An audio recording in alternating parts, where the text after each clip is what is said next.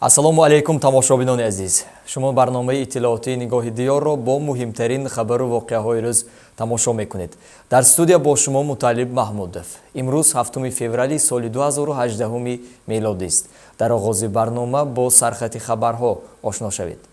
Ҳар як шаҳрванди 30-солаи Тоҷикистон метавонад президент шавад. Боздиди иҷрокунандаи вазифаи раиси вилояти Суғд Раҷаббой Аҳмадзода аз боғи ваҳдат. Нақшаи андоз дар вилоят 138% иҷро шуд. Гӯшти қимаи мурғ манъ гардид, аммо истеҳсолот идома дорад. Бозрасии давлатии автомобилӣ садамаҳои нақлиётиро бо иштироки донишҷӯён пешгирӣ менамояд. Парлумон 30 сол барои номзадӣ ба мансаби президентро тасдиқ кард. Парлумони кишвар имрӯз тағйироту иловаҳо ба қонунҳои кишвар дар бораи интихоботи президенти Тоҷикистон ва дар бораи интихобот ба Маҷлиси олии Тоҷикистонро тасдиқ намуд. Тағйирот ба 30 сол дахл дошта акнун шахсоне ки ба синни 30 солагӣ мерасанд метавонанд президенти ҷумҳурӣ ё аъзои палатаи болоии парлумон интихоб шаванд. идомаи барнома. Нимаи дуюми рӯзи 6 феврал иҷрокунандаи вазифаи раиси вилояти Суғд Раҷаббой Аҳмадзода ба муассисаи давлатии Боғи Миллии Ваҳдат воқеъ дар ноҳияи Бобоҷон Ғафуров боздид намуд. Роҳбари вилоят ба масъулин дастур дод ки бо истифода аз боду ҳавои мусоид маъракаи ниҳолшинонӣ дар муҳлати кӯтоҳтарин ба анҷом расонида шавад. Масоҳати умумии боғи мазкур 631 гектарро ташкил дода, аз он 501 гектарашро майдони боғу тогзор ташкил медиҳад. идомаи барнома. Нақшаи қисми даромади буҷет аз рӯи андозҳо ва андози иҷтимоии ғайрибуҷетӣ дар ҳудуди вилоят соли 2017 183% иҷро гардид. Дар ин давра шаҳрҳои Исфара ва Конибодом натавонистанд ки нақшаи муқаррар гардидаро пурра иҷро намоянд. идомаи мавзӯъ дар гузориши ҳамкасбони мо. мутаваҷҷеҳ бошед. дар давраи ҷамъбастии соли 2017 иҷроиши нақшаи ҷамъоварии андозҳо ва дигар пардохтҳои ҳатмӣ дар шаҳрҳои Исфара 91.8% ва Конибодом 95.7% иҷро гардида, аз ин ҳисоб ба буҷети давлатӣ 13.4 миллион сомонӣ маблағ ворид нагашт. Сардори раёсати андоз дар вилояти Суғд зимни як нишасти хабарӣ бо намояндагони васоити ахбори омма кам гаштани содироти меваҳои хушки Исфараро ба хориҷа яке аз омилҳои пурра иҷро нагардидани нақшаи шаҳр арзёбӣ намуд. ҳамчунин ӯ паст будани фарҳанги андозсупорандагӣ ва таҷрибаи кофӣ надоштани баъзе аз кормандони нозироти андози шаҳрҳои номбурдаро омилҳои таъсири манфирасони ин самт арзёбӣ намуд. дар ҳақиқат агар бенигар ҳам бонои субъективӣ ҳам объективӣ аст ин масъала. чизтар ки шумо медонед бисёр корхонаи сесолӣ ки дар худи ҳамун Исфара ҳаст, мисолбатҳои тамомфурӯшона корхонаи калони истеҳсолӣ буда вақте дар ҳақиқат ҷСК ангишт дар инҷо ки мана бақияи қарзи андозаш рӯз аз рӯз зиёд шуда истодааст. Тамом фурӯш дар ҳақиқат ҳозиранги дар ҳозираку бақияи қарзи андоз ин корхонаҳо кам-кам аз фаъолиятшон сӯз карданд. Умуман дар соли 2017 гиряга ҳамин корхонаи тамомфурӯш фаъолият накард. Ба ғайр аз ин дигар корхонаҳои калони истеҳсолӣ ки дар Исфара буд дар сатҳи дахлдор дар соли 2017 фаъолият намуд.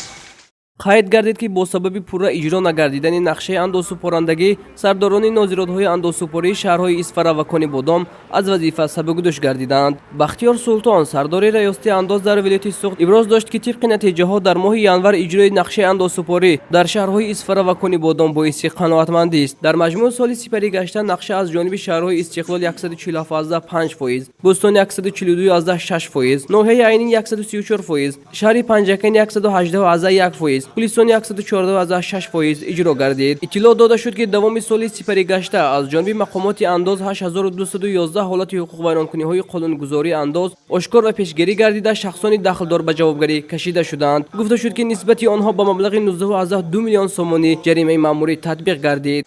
масъалаи пешпардохти андози фоида айсоби бо зарар ҷамъбаст кардани соли молиявӣ дар соли 2017 инҳо дар вақти пешниҳоди эъломии андози фоида соли 2016 пардохти андози фоида минус карданд. ҳисоби ҳамин пешпардохт пайдо шуд. барое ки авансе ки дар соли 2016 супорид дар соли 2017 вақте ки эъломияи баланса пешниҳод кард мақомоти андоза пешпардохт пайдо шуд. анамо асосан мисоба 90% ҳамин пешпардохтҳо ҳисоби ду намуди андоз ки кодекси андоз худаш ин масъала лекин рафта ва я мисол пешпардохте дафтан ин худа шайку нодуруст мисол пешпардохти ғайриқонунӣ талаб кардан барои ҳамин андозкунандаи худаш айсоби он ки и хеле метавонад ҳамин чиза натиҳад ё ягон мисол ҳамна газ над ки мисол ҳари қонун шумо бояд айкуда кунед лекин як чиз айсоби он ки худаш айку якумаш мумкин аз айсоби надонистани кодекси андоз ё ки айсоби он ки худаш анда пинҳонкунии андоз аст ҳамин чиз ба айку мумкин яклаша лекин умуман пешпардохт ин агар ки дар дораи кодекси андоз набошад дигар санадҳои муеру ҳуқуқи доир ба андозбанд намешавад ин ғайриқонунӣ қайд гардид ки бо вуҷуди оне ки соҳаи асосии иқтисодиёти вилояти суд рушд ва ҳаҷми истеҳсоли маҳсулоти саноатӣ мунтазам афзоиш ёбад ҳам вале идома ёфтани таъсири манфии буҳрони иқтисодӣ ва пурра фаъолият накардани корхонаҳои калони саноатӣ коҳиш ёфтани ҳаҷми истеҳсоли маҳсулот дар баъзе аз корхонаҳо ва коргоҳ мувофиқи нақшаи амал таъсис наёфтани коргоҳу корхонаҳои нави истеҳсолӣ пастравии қобилияти харидории аҳолӣ кам шудани ҳаҷми даромади умумии корхонаҳо ва бо зарар ҷамъбаст намудани фаъолияти молиявӣ сабабгори коҳиш ёфтани ҳаҷми маблағҳои ҳисобшуда ва пардохтшудаи андозҳо ва таъмини сифатноки қисми даромади бюҷети давлатӣ дар соли 2017 гардид. Рустамбек Аҳмадов, Фаруқ Ғафуров барои барномаи иттилоотӣ Нигоҳи диёр. аз 29 декабри соли 2017 воридоти гӯшти қимаи мурғ ба кишвар манъ шуда, аммо истеҳсоли маҳсулот аз гӯшти мурғ бо миқдори зиёд идома дорад. Инчунин гӯшти мурғе ки аз ҷониби прокуратураи шаҳри Хуҷанд ба сабаби ҷавобгӯ набудан ба талабот мусодира шудааст, дорои сертификати Тоҷикстандарт аст. Масъалаҳои мазкурро маркази Тоҷикстандарт дар вилояти Суғд чунин шарҳ доданд. фаъолияти субъектҳои хоҷагидорӣ аз ҷониби 78 мақомоти назоратӣ, иҷозатномадиҳӣ ва ҳифзи ҳуқуқ мавриди санҷиш қарор мегирад. ҳанӯз дар паёми хеш президенти Тоҷикистон Эмомалӣ Раҳмон зикр дошт ки тӯли 2 моҳи соли 2017 ба ҳар як шахси ҳуқуқи амалкунанда дар Тоҷикистон 5 санҷиш рост омадааст. аз ин сабаб дастур дод ки ба фаъолияти соҳибкорон дар соҳаҳои истеҳсолӣ давоми 2 соли оянда моратория, яъне қатъи муваққатии санҷиш эълон шавад. вале сардори маркази Тоҷикистанда дар вилояти Суғд дар нишасти матбуотӣ изҳор дошт ки новобаста ба эълони моратория онҳо ҳуқуқ доранд корхонаҳои истеҳсолиро аз санҷиш гузаронанд. ин дар кадом ҳолатҳо? шикоят вақте ки нисбат аз истеъмолкунанда ворид мешавад ё супориш бевосита аз мақомотҳои иҷрои ҳокимияти давлатӣ мешавад ё гурӯҳи корӣ мешавад, мо бурондани ҳуқуқи бурондани дар корхонаи истеҳсолӣ дорем. ҳозир гуфтосем ки маълум мо фақат корҳои фаҳмондӣ ки машғул мешем. муддати 2 сол ки моратория эълон кардем эътироф мекунем. инчунин зикр шуд ки воридоти нитрати натрий ки боиси марги 4 нафар гашта буд манъ нашудааст. ман таъмини иҷозат дошта фақат ки меъёрҳои истифодадаша бояд риоя кунанд. инчунин гӯшти мурғро ки аз ҷониби прокуратураи шаҳри Хуҷанд бо сабаби ҷавобгӯ набудан ба талабот мусодира шудааст, дорои сертификати Тоҷикстандарт аст. ин ҳолати ба фурӯш гузоштани маҳсулот аст. яъне ки дар яке аз объектҳои баҳодиҳӣ, яъне ки қонун гуфтан мекунад ки вайрон намудани талабот ба роҳ додашааст, яъне ки ба нигаҳдорӣ ба фурӯш гузоштан.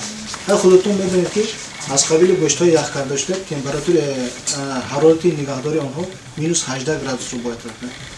дар тобистон ё ки дар ҳамон вай боштан ин албатта температураи қобили нигаҳдорӣ нест унҷа. барои ҳамин дар бояд ки шумо дуруст ва инъикос кунед ин ҳангоми ба фурӯш гузоштан аст. аз 29 декабри соли гузашта воридоти қимаи гӯшти мурғ ба кишвар манъ шуда, вале истеҳсолоти маҳсулот аз ин нави парранда ба миқдори зиёд идома дорад. масъалаҳои мазкурро маркази Тоҷикстандарт дар вилояти Суғд чунин шарҳ дод. 100 килограмм ҳасиб тайёр кунадагар ва 20 килограмм 20 литр оби аяқ фуровардашудаи филтрованӣ 5 кило соевый мука дилаки ҳаску чӣ мегӯяд лӯбиёи худомо соя лӯбиёи сурхашин медоранд, соевый широб мурғ меметиҳанд, соевый широб мегиранд, аввал соевый масло буровардост витамин ойл ва дигар 5 кило дилаки ҳамон овардаги официально воридшудагӣ 25 литр об ҳамроҳ мекунанд, 30 килограмм жижа мешавад. ҳамун соевый мука истеҳсоли алтайский край бошадага таркибаш то 64% белок кашад. استحصال مثال گیمی‌های آرژانتین دیگر دارد باشه دیگه تا 52% بلوشه. маркази тоҷикстандард бовар дорад ки аз 2 соли эълони моратория истифода намуда бо истеҳсолкунандагон корҳои фаҳмондадиҳӣ мебарад ва ба ҳамин васила ба шараки истеҳсолӣ табдил меёбад. Гузориши Фирӯза Мирҷумаева, Фарух Ғафуров ва Зебо Қурбонова барои барномаи Нигоҳи диёр.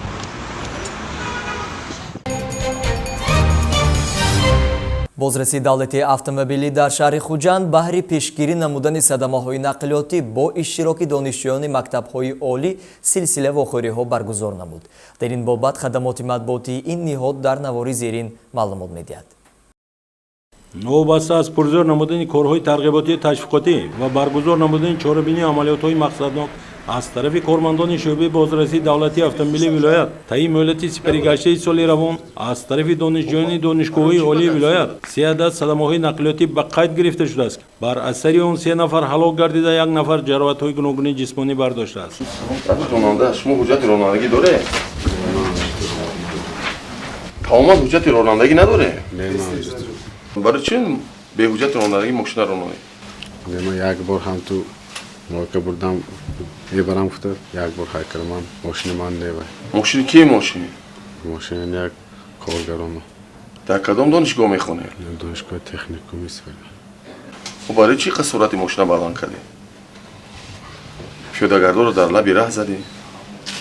تعدادی صدمه‌ها از طرف دانشجویان نسبت به همین دوره سال سپری گشته 2 عدد. صف هلاک شدگان 3 نفر زیاد گشته. صف جراحت برداشتگان باشد برابر گشته است. وابسته به این بهره به اعتدال آوردن وضع صدمناکی، بلند برداشتن معرفت حقوقی اشتراکچیان حرکت را و به سهم دانشجویان رساندن تغییرات الهه‌ها در کودکس حقوق ویرانکنی مأموری، کودکس جنایتی جمهوری تاجیکستان و قانون‌های جمهوری تاجیکستان درباره معارف چند قبل وخوری شخصان مسئول بازرسی دولتی автомобили ولایت و شهر خوجند با استادان و دانشجویان دانشکده اقتصاد و سودای دانشگاه دولتی تجارت تاجیکستان در شهر خوجند برپا گردید. وخوری را دیرکتور دانشگاه نامزد علم‌های اقتصادی دوچنت لطیف زاده عالم رؤوف آغاز نمودند. سخن را به ناظر کلان گروه تشویقات و تقریبات شعبه بازرسی دولتی автомобили ولایت майор میلیسیا کریم جمعیف واگذار نمود. نامبرده به سخن برآمده اویدی وضع صدمناکی در راههای نقلیاتگرد ولایت در دوره سپریگشته سال روان پرزور گردیدن سانکسی‌ها در یک قطار قانون‌های در بالا ذکر گردیده حرف زده. همزمان از خودزنی خواهش نمود که هنگام حرکت در کوچه راهها به قاعده‌های حرکتی را قطعاً رعایت نموده نسبت حیات خردسالان نیز بی‌طرف نباشند. زیرا پیشگیری حادثه‌های ناخوش راه نقلیاتی تنها وظیفه مقامات حفظ حقوق نبوده بلکه وظیفه تمام اهل جامعه شهروندی محسوب می‌یابد. وخوری در محیط آرام یادگارفهمی صورت گرفته.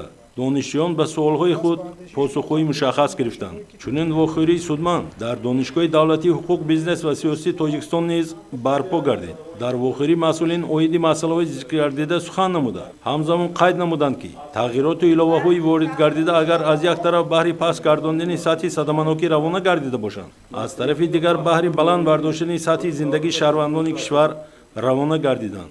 با باوری میتوان گفت که دایره و برگزاری چنین صحبت و وخوری‌ها بهره پس گرداندن سطح صدمناکی در راه‌ها و بلند برداشتن معرفت حقوقی اشتراکچیان حرکت راه و منفعت خواهد بود. бинандагони азиз ҳоло таваҷҷӯҳ кунед ба хабарҳои хориҷӣ.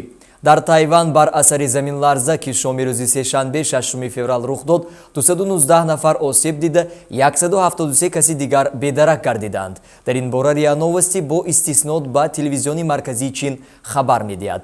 чанде пеш дар бораи 2 қурбонӣ ва 202 осеб дида иттилоъ расида буд. дар соҳили минтақаи Хуалиян 6 феврал соати 23:50 ба вақти маҳаллӣ заминларзаи шиддатнок бо қувваи 6,5 балл рух дод ки маркази он дар умқи 11 километр ҷойгир буд.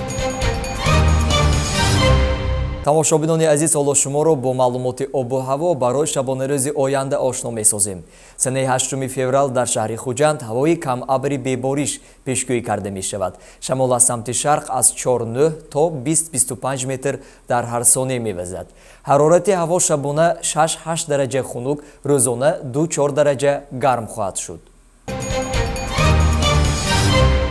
тамошобинони азиз, шумо барномаи иттилооти нигоҳи диёрро тамошо кардед. То расидани хабарҳои наву тоза бо шумо худоҳафизӣ мекунем. Хайр, сарбаланду хонаобод бошед ва барномаҳои телевизиони диёрро пайгирӣ кунед.